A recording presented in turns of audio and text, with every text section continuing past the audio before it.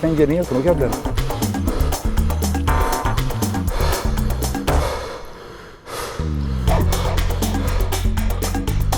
Jeta më ka përkëdhelur pak.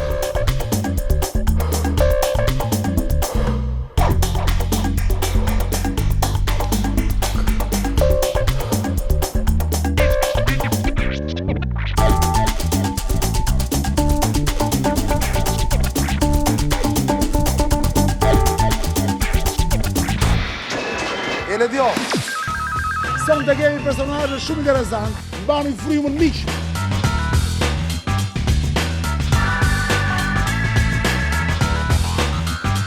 Tabu. Zogu. Dhe ende s'ka ju në Burgas, kush?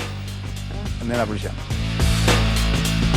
Personazhet e njohur ose VIP-at, siç rëndomi thërasim, jemi mësuar t'i njohim për atë që ata na ofrojnë nga ekrani i televizorit. Se futot ka rëndësi? Sofia më doli para.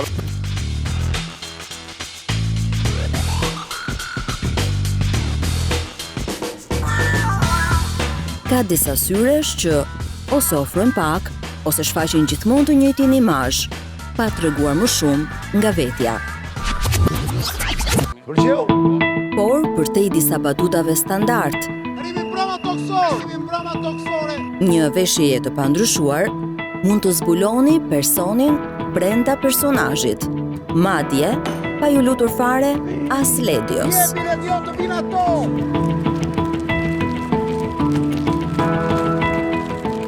Përshëndetje. Përshëndetje, Arida. Çani e dëgjon shumë shpesh. Pse jo Arian? Po nuk e di se kam betë shumë fakt të drejtën. Arian më flasin ndoshta njerëzit që më njohin para se të bëja këtë emision. Janë shumë pak njerëz. Përgjithësi njerëzit që më njohin që janë kështu të largët, thonë Çani, kam betë Çani, nuk e di pse. Të vjen keq? Jo, absolutisht jo, pse bukur është Çani. Po çka çeja që është e përzitshme ndoshta për fonetikisht, ndoshta është si gërme të mërshme që pak turqisht, pak po është e rrezikshme sepse është çeja është e rrezikshme, i bisht. Është mirë të kesh bisht. Se zakonisht këto të rritjet shumë në mbiemër, kujtojnë atë kohën e shkollës së hershme, kur të rristi me mbiemër, kur bënin apelin ose të ndinin mësim. Po që i ka marruar fare unë këtë rritë. Më fshirë ma memorja fare. Çudi e madhe. Më fshirë fare. Se ka më memorjen e largët, e ke parasysh? Kohën e shkollës. Fare. Ku të nis memoria? Gjëra shumë vogla më kanë mbetur. Po vajte ke tashpja shumë. Nuk jam shumë të kaluar unë. Po rritë ke tashpja, mundohem të jetoj të tashpja. Të jetosh momentin. I ke ndryshuar në fakt stilin tënd të jetesës? Jo, nuk është se kam ndryshuar, thjesht jam rikthyer. Për çfarë ke fjalën?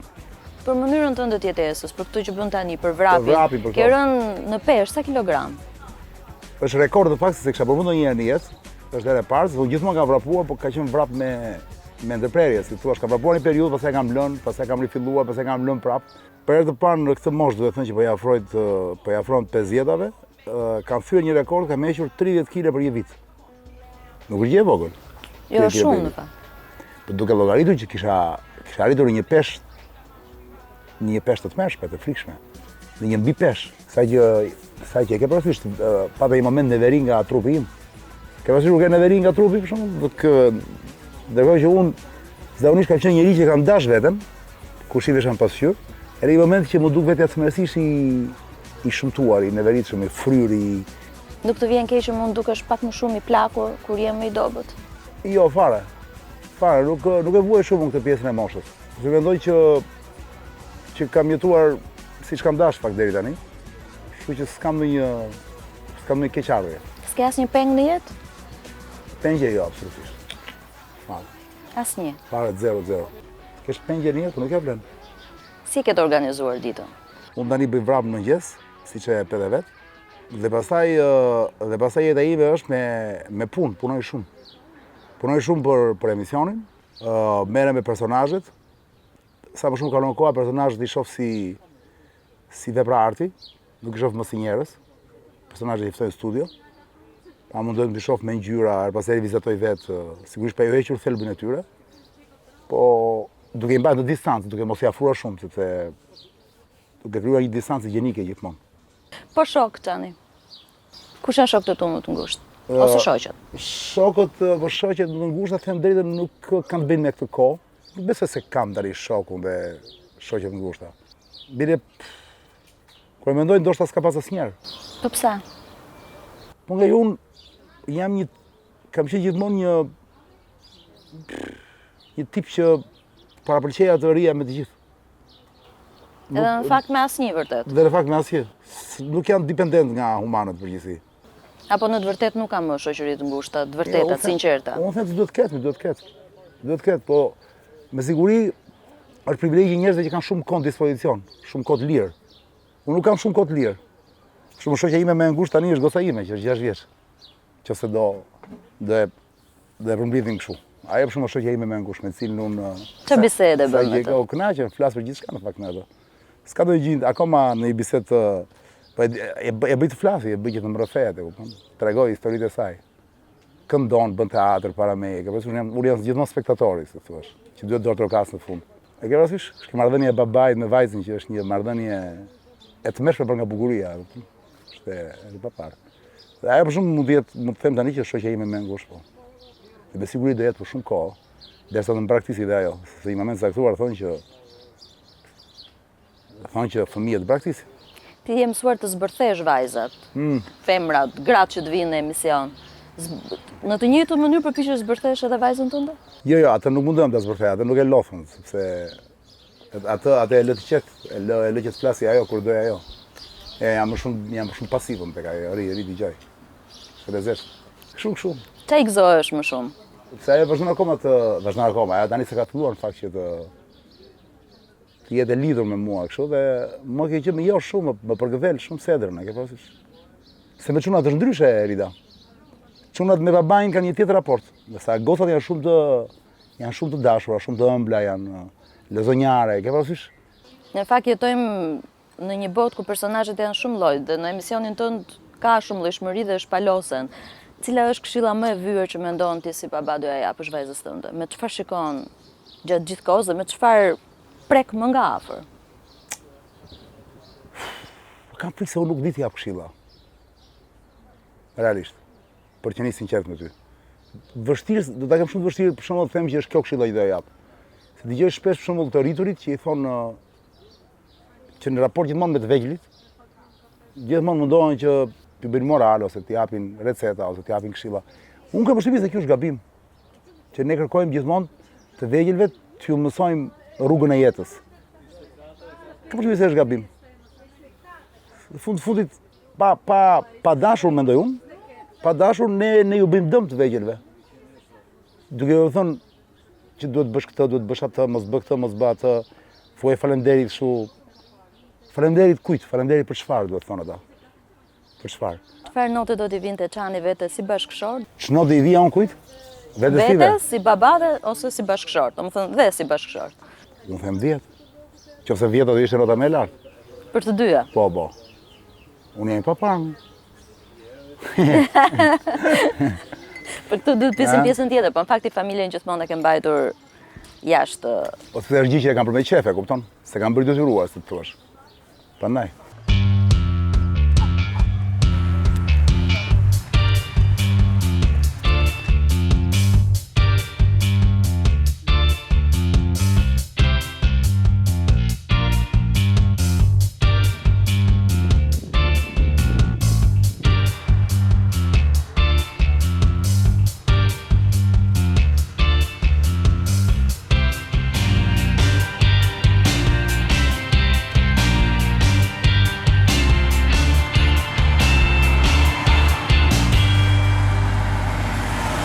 Në vrapin që bëre kishe shumë pjesë malore, pjesë vështira. Cilat kanë qenë pjesët më malore të jetës së Çanit? Pjesët më të vështira? Mos më thuaj që s'ke pasur, se nuk do ishte reale, vërtet. Pse? Që mos kesh pasur momente të vështira, pjesë vështira në jetë. Po që ti s'ke për të besuar, po asnjë moment se kam blerë të gjë. Sepse unë në përgjithësi, Rida, ata që më njohin e din, po tani ne po flasim për ata që ndoshta do na shohin njerëz që s'më njohin, nuk e dinë jetën time reale. Unë gjithmonë kam konsideruar jetën si një aventurë të bukur, s'e kam konsideruar asnjëherë si si një gjë ku duhet lodhen, ku duhet vuaj, ku duhet e ke parasysh? Dhe në këtë kuptim, unë se kam ndjerë këtë që thua ti. Me siguri do kem pasur momentin që të kem pas nevojë për diçka, se më ka munguar. Por e kam gjetur shumë shpejt. Se thua është në këtë kuptim jeta më ka përkthyer pak. Që nga fëmijëria flas, jo vetëm tani. Arjan Çani, edhe pse njësohet me emisionin Zonë e Lirë, në fakt ka ndryshuar disa media gjatë karrierës së tij profesionale. Për ata që e kanë ndjekur hershëm, Klani i Natës ishte emisioni radiofonik që thyeu tabut e kohës. Por, pavarësisht se mund të ndërrojmë vende pune, secili nga ne e ka një preferencë për drejtuesit. Nga ky rregull nuk mund të bëj përjashtim as edhe një personazh si Arjan Çani.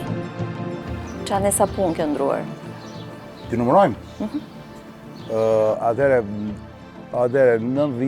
95-ën që u ktheva nga Parisi, kam filluar te koha jon gazetar në shtypin e shkruar. Pastaj 97-ën kam shkuar te Gazeta Shqiptare. Pas një viti 98-ën nika prapë te koha jon. Ndonjë shumë pak muaj u ktheva prapë te Gazeta Shqiptare, kësaj radhe si kryeredaktor, në ngritjen detyre, ke parasysh? Ngritjen detyrë. Me përqesh me të ngritjen detyrë. Dhe pastaj 2003-shin fillova në ekran. Ndërkohë kam pasur një 2 vjet diku nga vitet 97-98, gjendja jashtëzakonshme, ka pas një aventurë shumë interesante në radio, kam pas bërë një emision, ku nuk e thoshë asnjëherë emrin tim.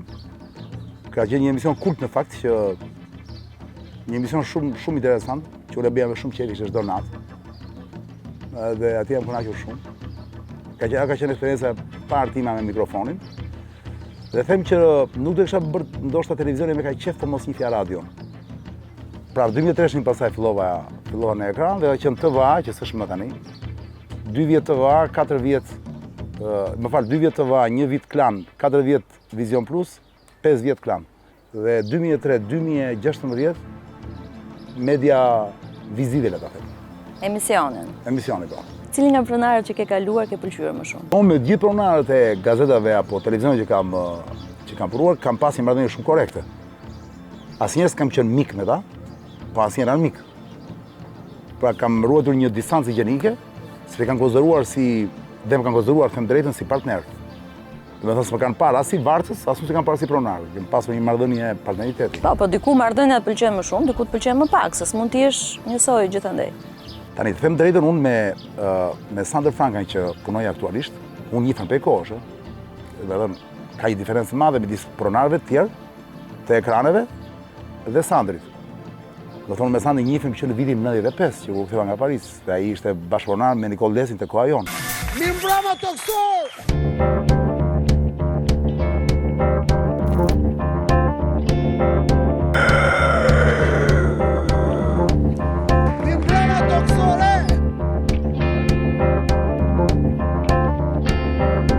Tani është ndrua shpreha, o Arjan Çani ke bythët pa byth. Kur ujku i Cërikut kafshon lek plepin. Po të mos bëje këtë emision, e ke menduar ndonjëherë çfarë do bëje? Po çfarë do bëja? Dgjoj, është e sigurt do isha në media, sepse unë fakt them drejtën kam pasur disa oferta nga njerëz të njohur të mi, kur isha shumë i ri, sa mbarova shkollën që të punoja doganier. Në atë kohë fitoja shumë para doganier, se kishte shumë korrupsion, po të punoja në dogan. 6 muaj do të mjaftonin. Po them korrupsion, nuk ishte korrupsion si tani, jo. Të linin bakshishe shumë këto kamionat që kalonin, ke parasysh? Dhe zjarr kur u prish sistemi që kaluam vitet. Sa para kishte atëherë pafund fytyn kur mendoj sa njerëz janë për të pasur nga ajo. Ja ku të ka mbet një peng, pra dhe se di. Jo, nuk është peng. Se unë kisha mund të bëja se më than duhet fillosh Arjan urgjencë se kemi nevojë. Kish nevojë atëherë. Do të thash jo, në asnjë mënyrë nuk kam shumë marrëdhënie. Nuk duhet fitoj kështu para, nuk më thotë gjë kjo. Mua parat pëlqej të fitoj me një gjë që dua të bëj. Jo kot. Po ty të pëlqejnë parat, kështu që pastaj do ishte e mirë kjo gjë. Jo, më pëlqejnë si gjithë tjerëve, po ndoshta ndryshe nga shumë tjerë, më pëlqejnë të fitoj para me një gjë që unë e bëj me qef. Doganier ose do e bëj dot me qef. E bajnon për shembull doganier, të risha doganier. Aty të priset ja bëja me sy aty me kamion për shembull. Hapë çkraun. Çka gjë brenda. Bëj, e di pse të them për doganier, se nga që më pyetë çfarë punë do bëja. Ta thash kod doganier. Se mund të isha bërë për shembull banakier. Po. Ja, tani i gjeta, bravo, tani më kujtova. Mund të isha bërë banakier. Kështu barman, si quhet. Ai njeriu që rrit në banak dhe që shërben po pa lëvizur shumë për sallë, ke parasysh. Ai që bën koktejlet. Ai që bën koktejlet, domethënë ai që shërben një gotë verë, një gotë për qef. A do isha për shembull atje në Paris kam qenë i ri, kam punuar kështu banaker sa kohë. Ishte shumë bukur. Pëlqente shumë. Shumë eksituese. Pse të pëlqen? Se njiheshe me njerëz shumë interesantë që vinin në banak. Të them një sekret? Ndryshe nga kamarieri, që është detyruar të shkojë tek klientët, banakerit i shkojnë klientët. Ti do të prapë ke imituar banakierin, po subkonscient, nuk e ke. Po do të bësh të lidhje po. Nuk e ke menduar. Po në një farë mënyrë po, S'ma kisha thënë njeri këtë. Unë emision shpesh kujtoj që them ndodh te banaqet e mia, te banaku përballë, te banaku Majtas Vjathas, te banaqet, por do të fjalë në banak. Je banakier televiziv, 13 vite emision, je në vitin e tersit. Po kujdes, unë 13 se kam ters fare. Nuk e ke? Absolutisht. Ftes për 13. A i tepër që mos harrojmë që unë kam po bëhen 2003-2016 po. 13 vjet që po bëj emisionin çdo të premte. E premtja ti e di, është premtja e zezë. Premtja për mua është premtja e bardhë.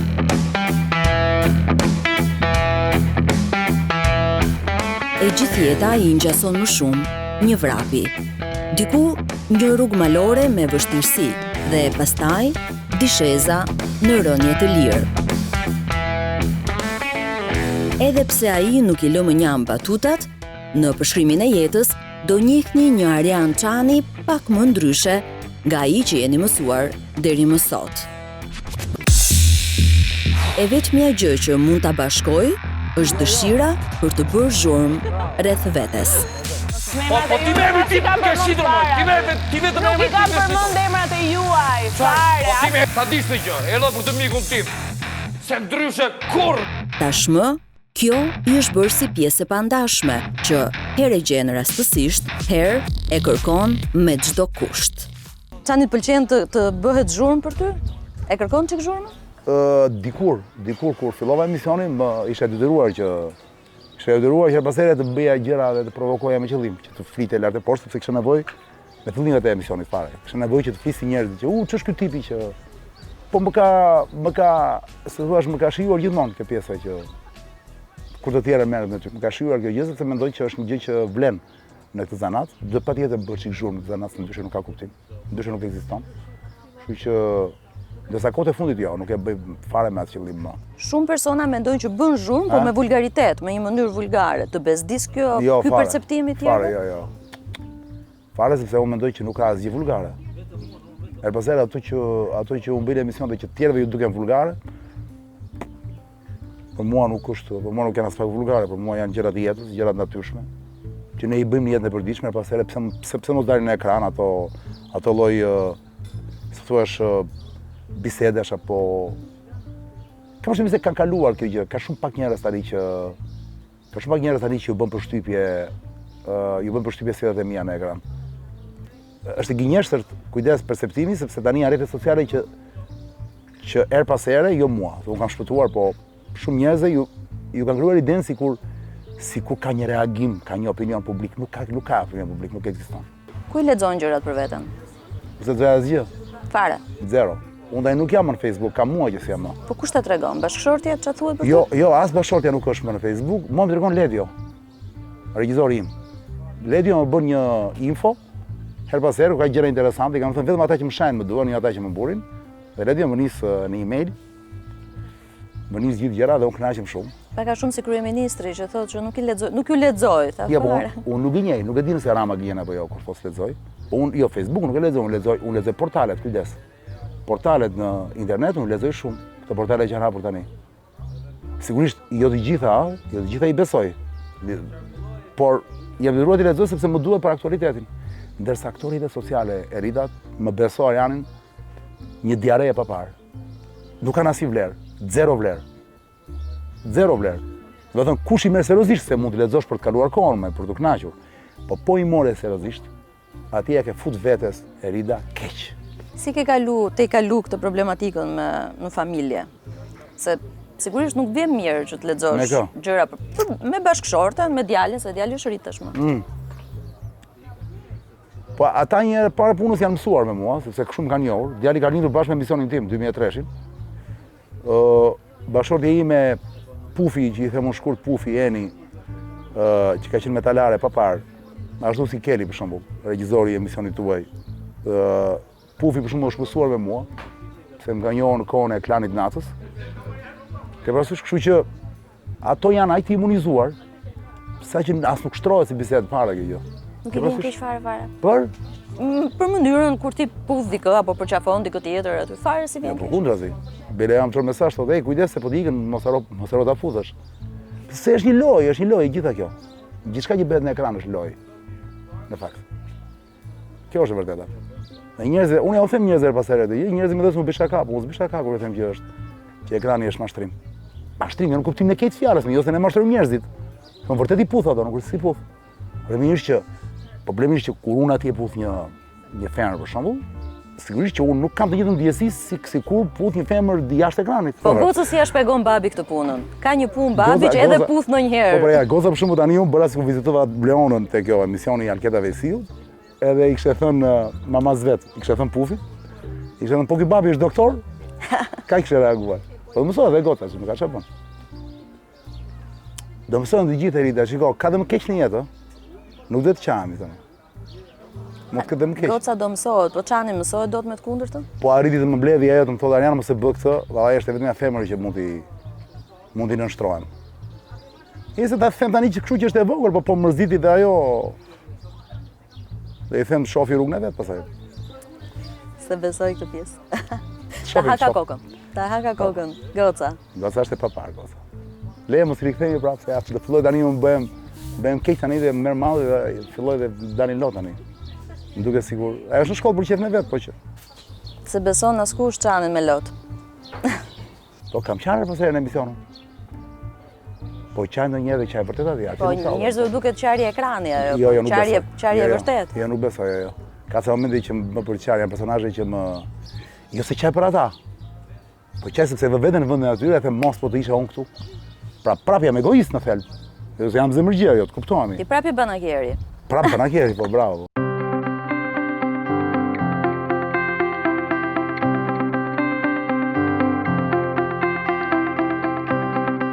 Çaj lidh qanin me sushin? Njeri që vrapon shumë, si puna ime në këtë momente, që vrapon 2 orë në ditë, kjo do shoqëruar me një ushqim të lehtë, që do thotë pa yndyrë, dhe kam përshtypjen se jo rastisht erdha këtu te kjo formulë, sepse është formula më e mirë e mundshme. Dikur e paragjykoja bilet, që disha me njerëz që hanin këto gjërat e ftohta kështu, japoneze, po pastaj më vonë kam përshtypjen se tani jam bërë pak kështu, jam bërë pak si thon në anglisht addicted. Jam bërë pak i varur. Po me anglishtën që e lidh qanin, se ka qenë frankofon i përbetuar, madje ngacmoi her pas here njerëzit që ishin anglishfolës për t'regu që t'ishe frankofon, dhe s'kishte fare rëndësi që s'di anglisht. Po e vërtet është kjo fakt. Unë vazhdo të mos di anglisht. Thjesht përdor sa fjalë nga që tani me kalimin e kohës dëgjoj shumë njerëz flasin anglisht dhe më fikson edhe mua, kupton? Edhe i përdor kështu thjesht. I përdor thjesht një lloj humori kot që kam qef ta bëj me veten në fakt, një autoironi. Për thënë gjasme që ja dhe unë di ndonjë gjë, po në fakt s'di asgjë, kupton? Çka ke lënë tjetër përveç se gjithçka mishin, përveç ushqimit. Përveç ushqimit tjetër. Po alkoolin më shumë, s'pi me alkool. Që në zanafillët e emisionit, Çani e ka konceptuar si një format ku njerëzit do shprehen lirshëm, duke thënë e bër, edhe ato që paragjykohen apo dënohen nga të tjerët.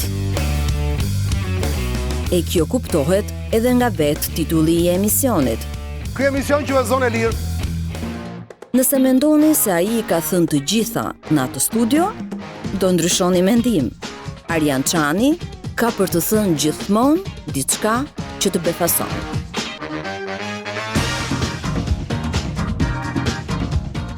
Përveç argëtimit, emisioni, çfarë do bie ka?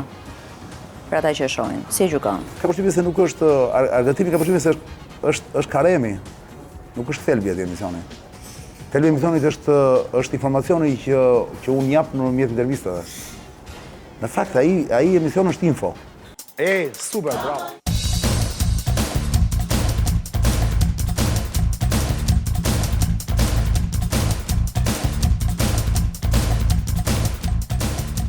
Si përzgjedh personazhet? I përzgjedh në bazë të aktualitetit që ata kanë. Sepse është aktualiteti i jonit të gjithëve. lajmet që shohim, portalet e tjera, është dhe aktualiteti çdo personazhi, në fakt. Kështu që është shumë subjektiv për zgjedhja që unë bëj, në fakt. I kontakton ti apo edhe të kontaktojnë? Shumica më kontaktojnë. Shumica e personazheve më kontaktojnë se të duan të vinë atje, duan të shesin idetë e tyre, librat, promovojnë muzikën e tyre, teatrin e tyre, her pas here dhe biznesin e tyre, pse jo. Ka personazhe pastaj që i kontaktoj vetë kur duan unë që t'i marr në studio. Po kur thon jo? Kam vënë këto kohë të fundit që zakonisht mua më thotë jo gjithmonë pushteti, njerëzit që janë në pushtet. Ata ndihet kompleksuar, nuk e di, nga liria e emisionit, çudi e madhe. Do të kam unë fajin. Se di. Po unë s'bëj asnjë kompromis me lirinë time, kështu që ata ndoshta preferonin të ishin në një studio për ta kontrollojnë ata më shumë, situatë se sa thuaç intervistuesi. Kështu që në përgjithësi mua këta më largohen. Dikur luteshin të vinin në emisionin tim, tani s'vinë më. Unë e tyre unë nuk i paraqyjoj. Ata që kanë përdorur dikur dhe që kanë përfituar, kanë pas përfitime politike dhe elektorale, sot ju duket se nuk i bën mirë dhe nuk vinë. Do vinë një ditë kur mos janë më në pushtet, por çon si ka. Studio është e hapur gjithsesi. Po unë nuk është se i lutem njeriu për të ardhur në emision. Po ndonjëherë bësh, le të themi, shumë agresiv. Kur nuk të vinë ose kur premtojnë që do vinë. Jo, kur gënjejnë. Kur gënjejnë, për shembull patë një moment po. Patë një moment me këtë kryetarin e bashkisë, që unë kisha ftuar nën kryetarin dhe ai në moment të fundit u tërhoq nga emisioni. Ti e kupton vetë se bën vetë televizion, kur ti je i ftuar në moment të fundit është shumë e keqe. Dhe patë një moment një shpërthim shumë iracional atje në fakt. Që s'duhet ndodhe, po Sot ti je vetëm këtu sepse Mortja bllokon me telefon. Mortja, vilajet Qyrku bllokon me telefon njerëzit të vinë, t'japin llogari, ndërkohë që paguhen nga taksat tona. Unë paguaj 23% të rrogës time për atë Mortje. Ai paguhet nga taksat e mia Zazan. Një plej, një vemi e shëmtuar, e kupton? unë këtë emision, kur e nisa, nuk e nisa se do e mbaja me ata personazhe, ata unë marrë dhe fshi bythën. Këtë emision e mban tregu. Unë nuk jam sa në lëpirës, nuk i lëpi bythën njeriut, dhe unë kur s'do i lutem Mortje vetë të vinë në këtë studio. Je penduar për fjalët? Jo, nuk jam penduar, por nuk do ta bëja më. Nuk do ta bëja më se nuk është shumë natyrën time. A ditë e bëra në fakt se e kisha pa si isha i përgatitur. Kuptimi se kisha programuar përpara dhe u rastisi që më kujtoi një nga të ftuarit, që kishte mbet vetëm. Më kupton? Edhe pata një shpërthim në fakt. Është një akumulim, është një histori e vjetër në fakt. Po shikoj, Rita, siç mua veti, unë nuk jam shumë partizan i etikës, po ta vësh re. Duket. Nuk jam shumë partizan i etikës, më duket hipokrizi, kjo fjala etik më duket hipokrizisë, sepse zakonisht e përdorin njerëzit të cilët janë shumë hipokrit. Njeriu pas herë duhet të jetë vetvetja edhe kur e tepron. Ka të qef mbetur? Ka pas herë keq, ka ndonjë keq kuptim, por tani e kanë marrë dorën. Kanë kërcënuar ndonjëherë? Jo. Kërcënime jo. Absolutisht. Nuk kanë arsye. Kurse ka pas një rast kur dikush është ndier keq dhe më mbrapa ketë reaguar në një mënyrë tjetër. Jo, një më sa më mendur jo, po unë dhe harroj shpesh, s'ma asnjë seriozisht. Kështu që jo. Po politikani që të ka thënë të shpërgjigjur më shumë, ka shtreguar më i gatshëm tjetër ty gjithkohës. Asa herë ke thirr. Politikani që kanë ardhur më shpesh, po janë të ndryshëm në fakt, janë me kohë të ndryshme. Dikur për shembull ishte deri në vitin 2009, e drama vite shpesh te emisioni, që është sot kryeministër. Se unë i them e drama, po duhet të them Edi Rama. Se duhet të flas pak shpejt, po të them e drama, duhet të them drama, e kupton? Fakti është Edi Rama. Dhe në 2009 për shembull, që ishte në opozitë, ai vdiste të vinë edhe unë, që është shumë qef. Bashkë me Arion Velin, që është kryetar bashkie. Pastaj nga 2009 e lart, ata u shkëputën. Sepse ju e kapi ambicia e pushtetit dhe ju duke emisioni im shumë relativizues. Pra, menduan që nuk ju duaj më. Dhe mbase kishin drejt. Se njëri u bë kryeminist, tjetri u bë kryetar bashkie. Kështu një trosh muhabeti, Rita, unë mendoj që jemi akoma në një kohë ku emisione si puna e këtij emisioni që bëj unë, sado që u bë 13 vjet si emision, janë akoma emisione tabu. Janë shtëpia tabu, ku normalisht hyn njerëzit vetëm në kohën që ata janë të lirë. Po analisti që do dohet kishte në studio? Quhet Fatos Lubonja, për shembull. Fatos Lubonja, çudi e madhe, është një specie e rrallë, sepse ai vdes për shembull që të jetë një emision me mua. Ma ka thënë Ariano do vija për shembull te një majtas jo djathtas që kanë bërë dikur me ka pas Zhenjë dhe Bushatin e bija në një televizion tjetër, në UTV. Dhe Lubonja më thoshte Ariano, te emisioni jot, po ti isha në vend të njërin nga ata do vija me qefta, se më pëlqen formula. Te zonë lirë nuk vi dot, po pse Fatos nuk vjen dot? sepse ti më ka thënë, unë të shoh nga shtëpia tha, kur mundet të shoh tha, më pëlqen tha, por të jem atje tha ndihem keq, po pse I thash unë, është I vetmi ky, në fakt. Sepse tha nuk e di tha, po atje tha ti relativizonë mesazhin. Që do thotë kur unë dua të jam një gjë shumë të rëndësishme tha, një shikim I jot, tha Zluazin mos thuash ti, tha hop ma ul vlerën. Ke disa shprehje kështu kujdes, vëmendje, ku në kulmin kur personi është duke folur, ndoshta është duke thënë gjën më të rëndësishme të asaj që është duke folur, ti hopesh përqendron vëmendjen, është truk? Pas herë është truk, po. Pas herë është truk, sepse unë nuk besoj tek e vërteta e madhe. Nuk besoj tek një e vërtetë e madhe, nuk besoj unë tek mitizimi. Në vende si Shqipëria, sidomos në vende ku ka shumë diell, po ta vësh re ka shumë mite, krijon mite. Njerëzit thjesht krijon heronj, krijon mite, e kupton? Kjo gjë mua më provokon të qeshur her pas here. Dhe ka personazhe të cilët mundohen të impostojnë shumë kur vinë në televizion. Ke parasysh marrin pozat e njeriu që di gjithçka, ose që ka në kontroll gjithçka.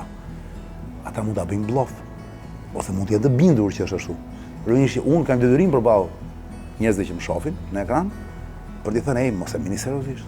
I përvetëson në jetën reale këto sjelljet e emisionit? Se ka ca sjellje emisioni që janë për emisione. Kam përshtypjen se futen te njëra tjetra, po. Nuk ta thon ndonjëherë stop se si në emision këtu. Ma thonë ata I s'më njohin. Më pas herë, po kur unë bëra të parë. Ju duken si në emision.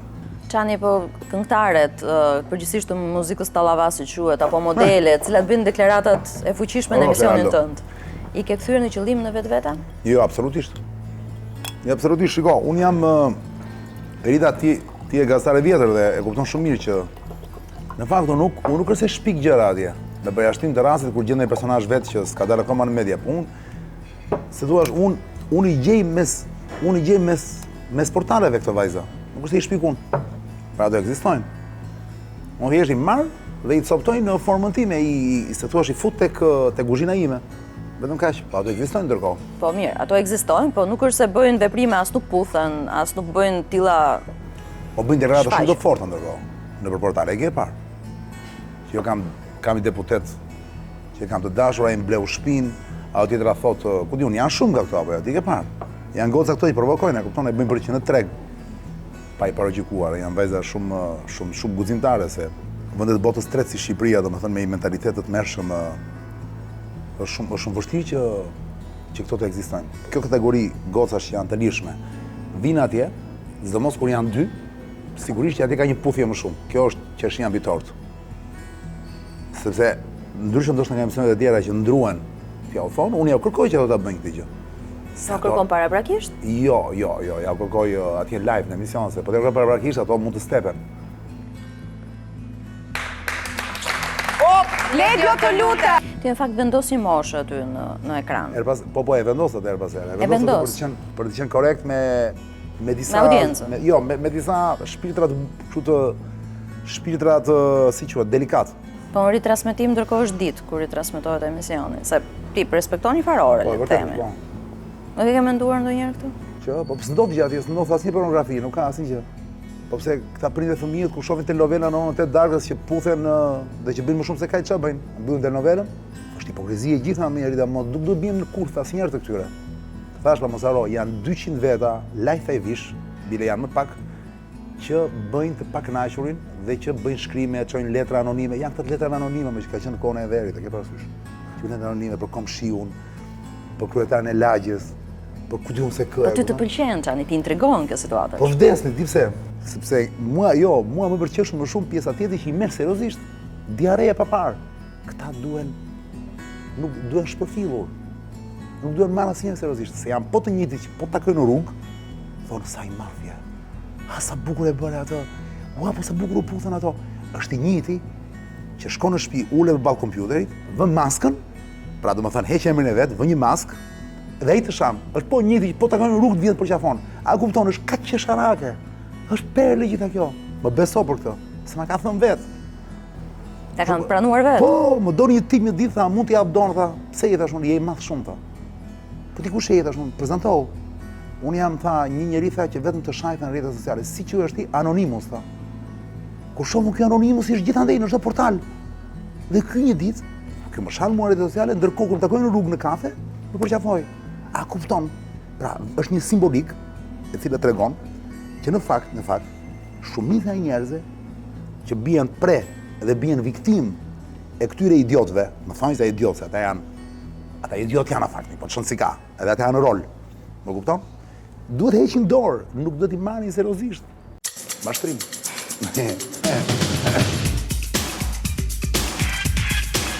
I ke vënë për shembull njerëz politikës, të mos pushtetar, që kur dalin dhe duan të mbrojnë një argument, thonë se opinioni publik, keni parë se ç'bëhet rrjetet sociale, na mbushtetin ne edhe këtej. Mashtrojnë, është mashtrim i papar. Për shembull, e disa zyra ka sot, zyra të financuara, po kjo është një tjetër gjë, që ulen njerëz në kompjuter dhe bëjnë dezinformime. I di unë. Për shembull? S'flas dot. S'kam prova akoma, se duhet të kem prova. Mund ta pranojmë s'flas dot, çanën e zonës lirë nuk flas dot. Jo, po s'flas dot pa prova. Po them për shembull tani se në cilën zyrë të shtetit është një që quhet War Room, muzi anglisht. Po i marr këto dhe pastaj i bëj të mijat. War Room, do të thënë dhoma e luftës. E di ç'është dhoma e luftës? Erida? Jo, se di si është këtu, po. Janë 10 veta që ulen një institucion shtetëror, nuk po them lokal apo qendror, të thashë njerëz do të kem provën pastaj ta them, që janë 10 veta të paguara me taksat tona, dakord? Të cilët kanë për detyrë të dezinformojnë. Më kupton? Detyra e tyre është nga mëngjesi deri në darkë, bile deri në orët e vona të natës, ata s'vinë asnjë punë. Kush është një personazh që ka mbetur peng? Ose që ti do doje shumë ta kishe dhe nuk e ke pas asnjëherë në emision? Askush. Zero. Po fare.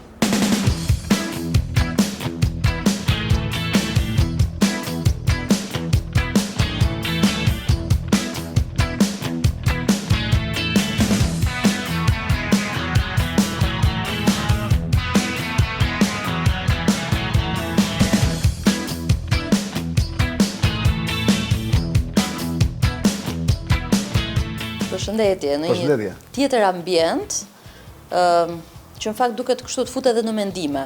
Sa filozofike? Shumë pak. Po përgjithsisht kur je mbi çfarë? Po në përgjithësi, kam qef flas shpesh, kam qef të reflektoj se të flas me njerëzit në përgjithësi për vdekjen. Do të thënë, më pëlqen të flas për vdekjen, kam qef kështu si më pëlqen se thua të bëj xhiro rreth vdekjes, të afrohem, të largohem, të shoh, ta kuptoj çfarë është. Pse ky kuriozitet? Po kuriozitet sepse njerëzit zakonisht kanë vërej që me gjithë njerëzit që përballen, historikisht kanë frikë nga vdekja. Dhe është interesante që her pas here të bësh një lloj autoterapie kështu, për t'i thënë vetes që ku jemi ne nuk është vdekja dhe ku është vdekja si jemi ne. Arjan Çani t'i pëlqen të meditoj, madje edhe të bëj filozofi. Edhe pse mund të habis, këto dy gjëra gjenden në një personazh të tillë. Je besimtar? Jo, nuk jam besimtar. Sigurisht që nuk mund të them që jam ateist, por nuk jam as besimtar. Jam në një moshë që më sa duket jam ende në kërkim. Këto kohët e fundit kanë filluar që të më shijoj shumë, pa ndonjë shkak në fakt, ka filluar të më shijoj shumë kjo kisha e këtyre protestantëve, që këta i quajnë veten ungjillorë, në fakt, që janë protestantë, sepse janë shumë interesantë. Di pse më pëlqejnë mua ata? Erida, sepse ata janë të gëzuar. Kur shkon për shembull te kishat e tyre nuk kanë ikona. Cili është gabimi më i madh që ke bërë? Që edhe e ke kuptuar më pas. Në jetë? Që s'kam mësuar motorin. Për shembull, një që nuk ka mësuar metalin, që s'u bëra dot metalar. Nuk u bëra nga fshati gruas, domethënë. Po, nuk u bëra si gruaja ime, e cila kur ka qenë e re, dhe tani prapë, se mos ka qenë e re, ka qenë të çmendur pas metalit, dhe ajo bile mi ka futur shpesh në i kam dëshirë sepse nga që dëgjon ajo dhe e kam parasysh unë mundohem nga që jam gazetar në natyrë, dhe mundohem të kuptoj, jam kurioz se çfarë i kërkon, çfarë i pëlqen këtyre.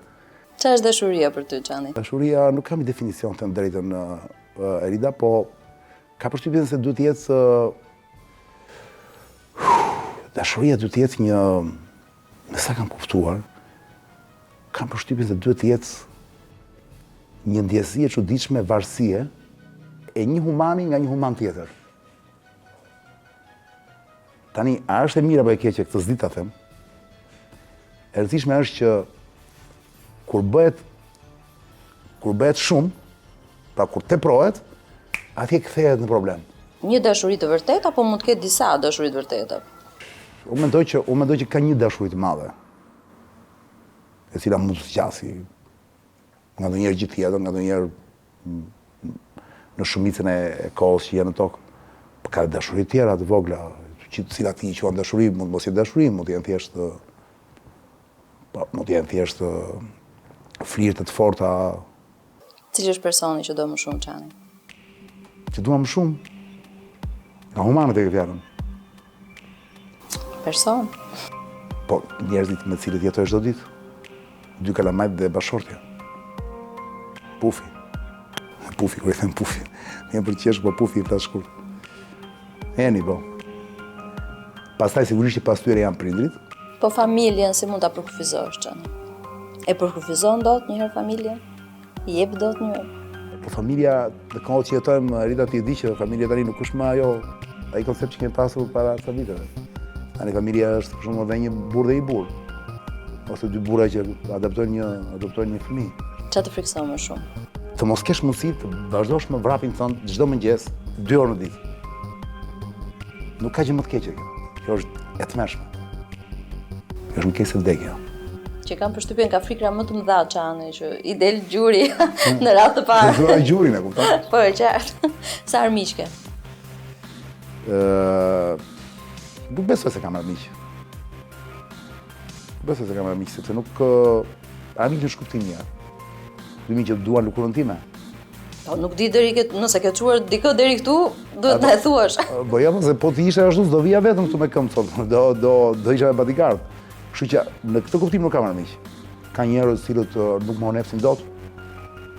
Se nuk ju pëlqej si tip, nga mënyra si flas, nga ato që them. Çani si ke marrëdhëniet me politikën? Me politikën.